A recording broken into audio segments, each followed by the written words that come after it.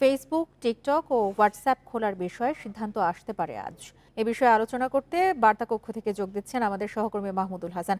মাহমুদুল হাসান, সামাজিক যোগাযোগ মাধ্যমের প্রতিনিধিরা কি বিটিআরসি কার্যালয়ে হাজির হয়েছেন?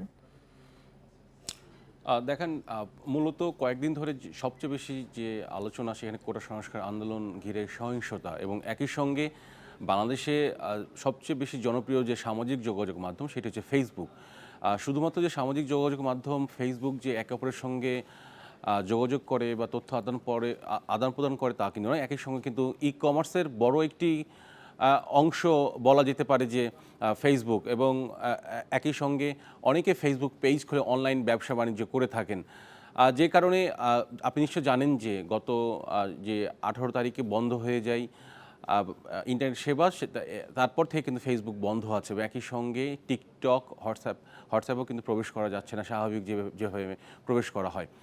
তো সরকারের পক্ষ থেকে যেটি বলা হয়েছে যে এই আন্দোলনকে ঘিরে যে সকল গুজব ছড়ানো হয়েছে সে সকল গুজব ছড়ানোর ক্ষেত্রে এই সকল সামাজিক যোগাযোগ মাধ্যম তাদের যে স্ট্যান্ডার্ড এবং বাংলাদেশের সংবিধান আইন মেনে তারা সেগুলো কন্টেন্ট প্রচার করছে না, এবং সরকারের পক্ষ থেকে কিছু কিছু কন্টেন্ট সরিয়ে নেওয়ার কথা বললেও সেক্ষেত্রে ফেসবুক বা টিকটক তারা সরায়নি।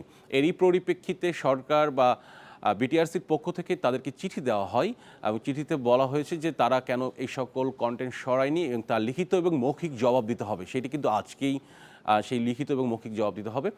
এখন পর্যন্ত যেটুকু আমরা জানতে পারছি যে গতকাল পর্যন্ত সেটি হলো টিকটক তারা জবাব দিবে বলে জানিয়েছে, তবে ফেসবুক এখন বা ইউটিউব তারা কিন্তু এখনও জানায়নি তারা জবাব দিতে আসবে কিনা। তবে ধারণা করতেই পারি যে শুধুমাত্র টিকটক আজকে জবাব দিবে, এবং আজকেই জানা যাবে যে ফেসবুকটি আসলে চালু হচ্ছে কিনা। কেননা যদি তারা জবাব দিতে না আসে সেক্ষেত্রে বিটিআরসি এবং তথ্য প্রযুক্তি প্রতিমন্ত্রী তিনি আজকে বসবেন, বসার পরে আসলে সিদ্ধান্ত নেওয়া হবে বিশেষ করে ফেসবুক চালু হবে কিনা।